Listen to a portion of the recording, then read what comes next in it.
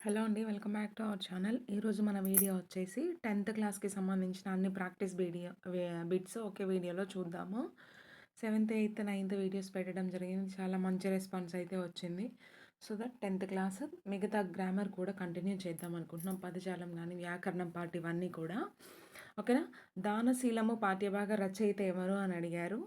దానశీలం పాఠ్యభాగం రచయిత వచ్చేసి పోతన. పోతనకి దానగుణం ఎక్కువ, దానశీల ఎక్కువ అన్నట్లు గుర్తుంచుకోండి. దానశీలం పాఠ్యభాగం ఏ ప్రక్రియకు చెందుతుంది అంటే ఇది వచ్చేసి మనకి పురాణానికి చెందుతుంది. ఓకేనా. ఒక లెసన్ ఇచ్చి ఆ పాఠ్యభాగ రచయిత ఎవరు కానీ, ఇతివృత్తం ఏమి కానీ, ఇట్లాంటి క్వశ్చన్స్ అనేవి అడుగుతూ ఉన్నారు. వీటి మీద ఫోకస్ చేయాలి. ప్రక్రియలు, ఇతివృత్తాలు, పాఠ్యభాగ రచయితలు. ఒక లెసన్ ఉంది అంటే ఆ 3 తెలుసుకోండి. రచయిత, ఇతివృత్తం, ప్రక్రియ 3. ఓకేనా. దానశీలం పాఠ్యభాగం భాగవతంలోని ఏ స్కందం నుంచి గ్రహించబడింది? ఇది వచ్చేసి దానశీలం అనే పాఠ్యభాగం అష్టమ స్కందం నుంచి తీసుకోవడం జరిగింది. ఆప్షన్ 2. నెక్స్ట్, బ్రాహ్మణ వేషంలో వచ్చి రూపం మార్చుకొని ఇంద్రుడనే కవచకుండలాలు అడిగితే ఇవ్వవద్దని హెచ్చరించిన వాడు ఎవరు? ఇది వచ్చేసి సూర్యుడు.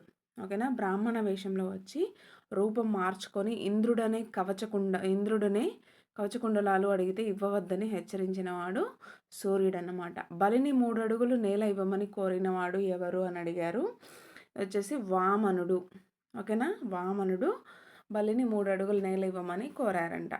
రాక్షస గురువు ఎవరు? రాక్షస గురువు వచ్చేసి శుక్రాచార్యుడు. గుర్తుంచుకోండి. బలిచక్రవర్తికి దానం ఇవ్వవద్దని వారించిన వారు ఎవరు?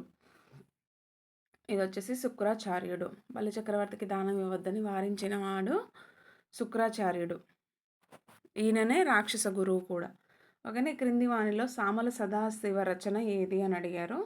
ఇది వచ్చేసి ఉర్దూ సాహిత్య చరిత్ర, మలయ మారుతాలు, సంగీత శిఖరాలు, పైవన్నీ. 4th ఆప్షన్ పైవన్నీ అన్నీ కూడా ఆయన సామల సదాశివ గారు రాయడం జరిగింది. ఎవరి భాష వాళ్ళకు వినసొంపు పాఠ్యభాగం ఏ గ్రంథం నుంచి గ్రహించబడింది అని అడిగారు. ఇది వచ్చేసి మనకి యాది. ఓకేనా. యాది అనే పాఠ్యభాగం నుంచి గ్రహించడం జరిగింది. తాత ఇగపట్టు నీ పాను జర్దా డబ్బి అన్నది ఎవరు? తాత ఇగపట్టు నీ పాను జర్దా డబ్బి అన్నది ఎవరు అంటే లావణ్య. ఓకేనా. ఇవన్నీ మనకి ఎక్కడి నుంచి వచ్చినాయి అంటే లెసన్స్, 10th క్లాస్ లెసన్స్, అంతే, ఏం లేవు. విక్రమాంక దేవ చరిత్రం కర్ణసుందరి అనే నాటకాన్ని సంస్కృతంలో రాసిన వారు ఎవరు అని అడిగారు. ఇది వచ్చేసి మనకి బిల్హనుడు. ఓకేనా. చాలా కాలం నుండి సామల సదాశివ వారి రచనలు చదువుతున్న గుంటూరు విద్వాంసులు అడ్వకేట్ ఎవరు? ఓకేనా. ఇది వచ్చేసి ఉప్పలూరి గోపాలకృష్ణ శర్మ గారు. చాలా కాలం నుంచి సాములవారి మీన్స్ సాముల సదాశివ వారి రచనలు చదువుతున్న గుంటూరుకు చెందిన విద్వాంసులు మరియు లాయర్ గారు అన్నమాట. ఉర్దూ కవుల్లో అగ్రగణ్యులైన కవి ఎవరు అని అడిగారు. ఉర్దూ కవుల్లో అగ్రగణ్యులైన కవి మీర్ తకీ మీర్. ఓకేనా. మీర్ తకీ మీర్. మసీదు మెట్ల పైన రోజా కూర్చొని బిచ్చగాళ్ళు, ఫకీర్లు మాట్లాడే భాష నుండి ప్రజల పలుకుబడి జాతీయాలు నేర్చుకున్నానని చెప్పుకున్న కవి ఎవరు? మసీదు మెట్లపై రోజు కూర్చొని డైలీ మసీదు మెట్ల మీద కూర్చొని అక్కడ ఉన్న బిచ్చగాళ్ళు కానీ, ఫకీర్లు కానీ మాట్లాడే భాష నుండి ప్రజల పలుకుబడి జాతీయాలు నేర్చుకున్నానని చెప్పింది ఎవరు అంటే మీర్ తకీ మీర్. వీర తెలంగాణ పాఠ్యభాగం ఏ ప్రక్రియకు చెందినది అని అడిగారు. ఇది వచ్చేసి పద్య ప్రక్రియ. ఓకేనా. తెలుగు సాహిత్యంలో గజల్, రుబాయి ప్రక్రియలను ప్రవేశపెట్టినవాడు ఎవరు అని అడిగారు. ఇది వచ్చేసి దాశరథి. దాశరథి గజళ్లను ఏ సంవత్సరంలో అనువదించారు? దాశరథి గాలిబ్ గజళ్లను ఏ సంవత్సరంలో అనువదించడం జరిగింది అంటే 1961. ఓకేనా. నా గీతాలి ఎంత దూరం ప్రయాణం బౌను అందాక ఈ భూగోళంబున కగ్గిపెట్టిన అన్నవాడు ఎవరు? దాశరథి కృష్ణమాచార్యులు. తిమిరంతో సమరం గ్రంథానికి కేంద్ర సాహిత్య అకాడమీ బహుమతి ఏ సంవత్సరంలో లభించింది అని అడిగారు. ఇది వచ్చేసి మనకి 1974లో లభించడం జరిగింది. ఓకేనా. తిమిరంతో సమరం అనే గ్రంథానికి కేంద్ర సాహిత్య అవార్డు. ఆప్షన్ 4. ఓకేనా. నెక్స్ట్ కనుక చూసుకున్నట్లయితే తెలంగాణమ్ముల గడ్డిపోచయ్యను సంధించేదని కృపాణమ్ము అన్నవాడు ఎవరు అని అడిగారు. ఇది వచ్చేసి దాశరథి గారు. ఓకేనా. అగ్నిదారును అంటే తెలంగాణలో పుట్టిన ప్రతి ఒక్క గడ్డి పోచ కూడా సంధిస్తుంది అన్న మీనింగ్లో అన్నమాట. అగ్నిదారును అంకితం పొందిన వారు ఎవరు అని అడిగారు. అగ్నిదారును అంకితం పొందింది మనకి వట్టికోట ఆళ్వారు స్వామి గారు. కొత్త బాట పాఠ్యభాగ రచయిత ఎవరు? ఇది వచ్చేసి పాకాల యశోదారెడ్డి. పాకలోకి కొత్త బాట వేశారు అని గుర్తుంచుకోండి. పాక అంటే తాటి ఆకులతో కట్టిన ఇల్లు ఉంటుంది కదా, అదన్నమాట. ఓకేనా. అట్లా కోడ్ గుర్తుంచుకోండి. పాకలోకి కొత్త బాట వేశారు, పాకాల యశోదారెడ్డి. మహాలక్ష్మి ముచ్చట్లు అనే రేడియో ధారావాహిక కార్యక్రమంతో ప్రజాదరణ పొందిన రచయిత్రి ఎవరు? ఇది వచ్చేసి మనకి యశోదారెడ్డి గారు. ఓకేనా. తెలంగాణ భాషా సౌందర్యాన్ని తెలపడానికి కథను శక్తివంతమైన సాధనంగా మలుచుకున్న రచయిత్రి ఎవరు? యశోదారెడ్డి గారు. కొత్త బాట పాఠ్యభాగం ఏ మాండలికంలో రాశారు? ఇది వచ్చేసి ఉత్తర మాండలికంలో రాయడం జరిగింది. ఆప్షన్ 3. ఓకేనా. నెక్స్ట్ కనుక చూసుకున్నట్లయితే అంతర్జాతీయ గూగుల్ ఆర్గ్ సంస్థ వారి ఉత్తమ గ్రామ పురస్కారం పొందిన గ్రామము ఏది? కొండాపూర్. నగర గీతం పాఠ్యభాగ రచయిత ఎవరు? అలిశెట్టి ప్రభాకర్ గారు నగర గీతం యొక్క పాఠ్యభాగ రచయిత.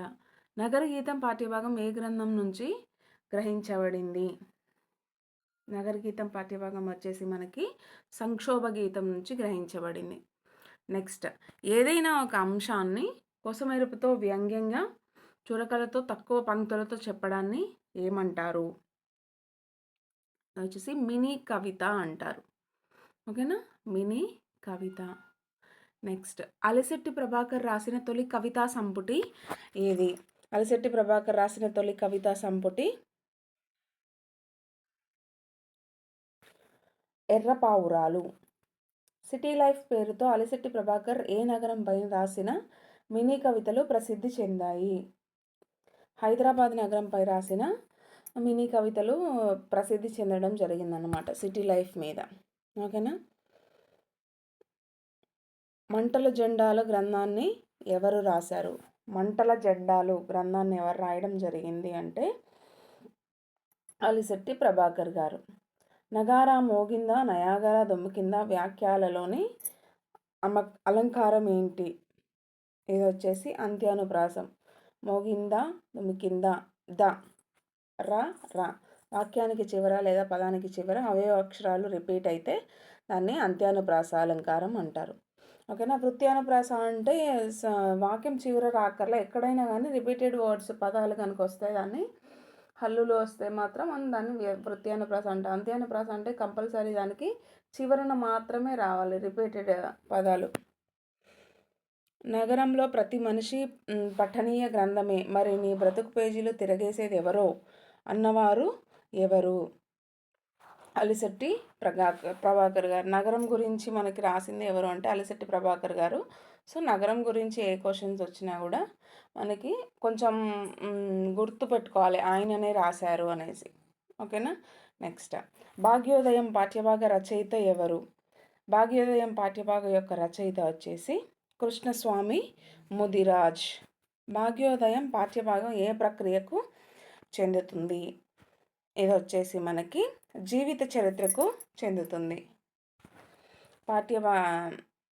భాగ్యోదయం పాఠ్యభాగం మనకి జీవిత చరిత్రకి చెందుతుంది. హిందువులు తమ చరిత్రను లిఖితబద్ధం చేయాలనుకుంటే సంస్కర్తగా ఎవరి పేరు మొదటి వరుసలో ఉంటుంది? ఇది వచ్చేసి భాగ్యారెడ్డి వర్మ. దేవదాసి మురళి వేశ్య సంప్రదాయాలను అడ్డుకోవడం, పసివాళ్ళైన ఆడ మగ పిల్లలను దేవునికి వదిలివేయడాన్ని తీవ్రంగా నిరసించిన వారు ఎవరు? దేవదాసి వ్యవస్థ ఉండేది కదా అప్పట్లో, ఆడపిల్లల్ని దేవుడు గుడికి ఇచ్చాము అనేసి అందరూ వాడుకోవడం అట్లా చేసేవాళ్ళు, దాన్ని దేవదాసి వ్యవస్థ అంటారు. ఓకేనా. దాని పట్ల దాన్ని వదిలేయాలని నిరసన చేసిన వారు ఎవరు అని అడుగుతున్నారు. ఓకేనా. భాగ్యారెడ్డి వర్మ గారు చాలా పాటుపడ్డారు ఇది దేవదాసి వ్యవస్థను వేశ్య వ్యవస్థను ఆపాలి అనేసి. ఓకేనా. నెక్స్ట్, సత్యశోధక సమాజాన్ని మహారాష్ట్రలో ఎప్పుడు ఏర్పాటు చేశారు? సారీ, ఎవరు మహారాష్ట్రలో ఏర్పాటు చేసిన వారు ఎవరు? ఎవరు అంటే పూలే గారు. ఓకేనా. జ్యోతిరావు పూలే గారు ఏర్పాటు చేయడం జరిగింది. 1926లో హైదరాబాద్లో ఆది హిందూ మహాసభను ఏర్పాటు చేసిన వారు ఎవరు అన్నారు? ఇది వచ్చేసి మనకి బిఎస్ వెంకట్రావు గారు. బిఎస్ వెంకట్రావు గారు. శాసన సాహిత్యాలలో తెలుగు భాష వికాసం అంశంపై పరిశోధన చేసిన వారు ఎవరు? ఓకేనా. బిఎన్ శాస్త్రి గారు. సారీ, పైన బిఎస్ శాస్త్రి అన్న బిఎన్ శాస్త్రి అది. ఓకేనా. ఈ క్రింది వానిలో శతక లక్షణం కానిది ఏది అంటే 3 అయిన లక్షణాలు ఉన్నాయి, ఒకటి కాని లక్షణం ఉంది. ఆత్మాశ్రయత్వం ఉంటుంది, ముక్తక నియమం ఉంటుంది, చందో నియమం ఉంటుంది. వర్ణనా నైపుణ్యం అనేది మనకి శతకం యొక్క లక్షణం కాదు. So option 4 is the right answer. రాజల్ మత్తుల్ వారి సేవ నరక ప్రాయంబు అని రాజనింద చేసిన వారు ఎవరు అంటే దూర్జటి గారు. ఓకేనా. ఆప్షన్ 4 దూర్జటి. ఇది మనకి ప్రీవియస్ లెసన్లో కూడా రావడం జరిగింది, ప్రీవియస్ క్లాస్లో సారీ. ఓకేనా. ఇంకా తెలంగాణలోని జానపదులు కూడా అలవోకగా పాడుకునే పద్యాలు శేషప్ప కవి ఏ శతకంలోనివి? ఇవి వచ్చేసి మనకి నరసింహ శతకంలోనివి. కాకుత్సం శేషప్ప కవి శతకం ఏది అంటే నరసింహ శతకం. అవధాని శశాంక అసుకవితా కేసరి అనే బిరుదులు గలవాడు ఎవరు? ఇది మనకి గుమ్మన గారి లక్ష్మీ నరసింహ శర్మ. గుమ్మన గారి లక్ష్మీ నరసింహ శర్మ గారు అవధాని శశాంక అసు కవితా కేసరి అనే బిరుదులను పొందడం జరిగింది. గుమ్మన గారి లక్ష్మీ నరసింహ శర్మ ఏ రాగంతో చేసిన విద్య పఠనం ప్రత్యేకమైనది? ఇది వచ్చేసి మనకి హిందోళ రాగం. గడిగె భీమ కవి జన్మించిన నాగరకుంట ఏ జిల్లాలో ఉంది? గడిగె భీమ కవి జన్మించిన నాగరకుంట అనేది రంగారెడ్డి జిల్లాలో ఉండడం మనం గమనించవచ్చు. ఆప్షన్ 3. నెక్స్ట్, బ్రతుకవచ్చుగాక బహుబంధనములైన వచ్చుగాక లేమి వచ్చుగాక అనే పద్యపాదంలోని ఛందస్సు ఏది అని అడిగారు. ఓకేనా. దీనిలో ఉన్న ఛందస్సు ఆటవెలది కింద చూసుకోవాలి. ఓకేనా. ఈ 4 మీరు చూసుకోండి. ఆటవెలది, తేటగీతి, కందం, సీసం, ద్విపద. ఇంపార్టెంట్.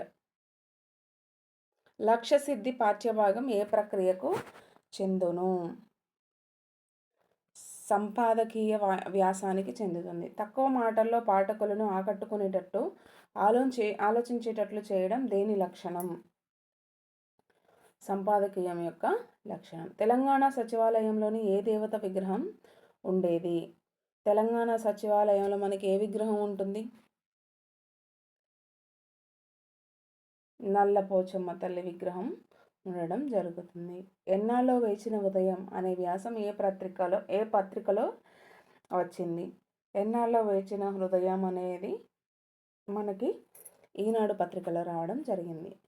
పొద్దు పొడుపు అనే వ్యాసాన్ని ముద్రించిన పత్రిక ఏది? ఆంధ్రజ్యోతి.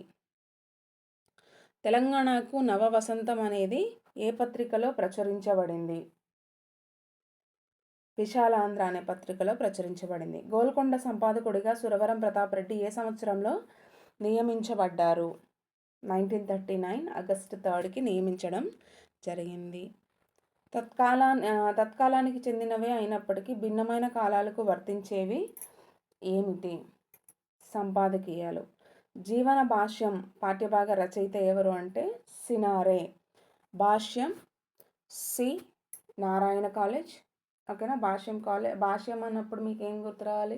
భాష్యం పక్కనే నారాయణ కాలేజ్ ఉండేదని గుర్తు రావాలి. భాష్యం స్కూల్స్ కాలేజెస్ ఉన్నాయి కదా, వాటి పక్కనే నారాయణ కాలేజెస్ స్కూల్స్ కూడా ఉన్నాయని గుర్తు రావాలి. భాష్యం జీవన భాష్యం సినారే గారు.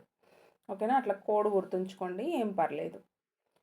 జీవన భాష్యం పాఠ్యభాగం ఏ ప్రక్రియకు చెందును? జీవన భాష్యం వచ్చేసి మనకి గజల్ ప్రక్రియకు చెందుతుంది. గజల్లో ఉండే పల్లవిని ఏమంటారు? మత్లా. గజల్లో ప్రతిపాదం చివరిలో ఉండే కవి నామముద్రను ఏమంటారు? తఖుల్లస్. ఓకేనా. గజల్లో ఉండే చరణాన్ని ఏమంటారు? మక్తా.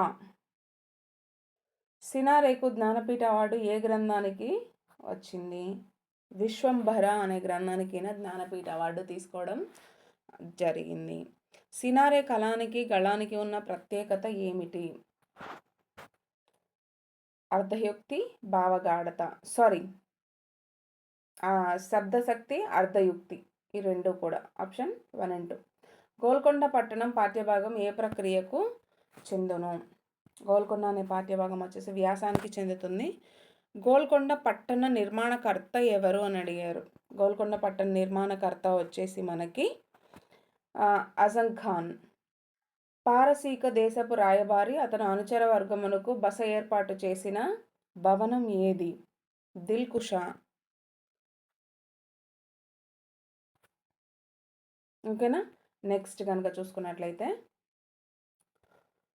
దొడ్డ బాల్బోవా వృక్షం ఏ దేశం నుండి అబ్దుల్లా కుతుబ్ షా తెప్పించాడు?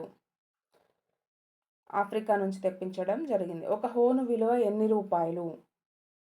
4 రూపాయలు ఒక హోన్కి. 1687లో గోల్కొండ పట్టణాన్ని నాశనం చేసిన వాడు ఎవరు? ఔరంగజేబ్. గోల్కొండ పట్టణంలో ప్లేగు వ్యాధి మహమ్మారి పీడం సంభవించిన కాలం ఏది? 1589లో మనకి ప్లేగు వ్యాధి అనే మహమ్మారి సంభవించడం జరిగింది. దీనివల్ల అనేక మంది చనిపోవడం జరిగింది. ప్రాణ నష్టం బాగా జరగడం మనం అబ్జర్వ్ చేయొచ్చు. ఇవన్నీ మనకి 10th క్లాస్లో ఉన్న అన్ని లెసన్స్కి సంబంధించిన ప్రాక్టీస్ బిట్స్. మనకి 7th నుంచి 10th క్లాస్ వరకు అయితే చేయడం జరిగింది. ఇంకా మీకు కావాలి అంటే గ్రామర్ సందులు వైజ్గా, ఒక్కొక్క సంధి వైజ్గా కొన్ని ప్రాక్టీస్ బిట్స్, అలంకారాల నుంచి, మెథడాలజీ నుంచి వీడియోస్ అయితే చేస్తాను. కావాలి అన్న వాళ్ళు కామెంట్ సెక్షన్లో కామెంట్ చేయండి.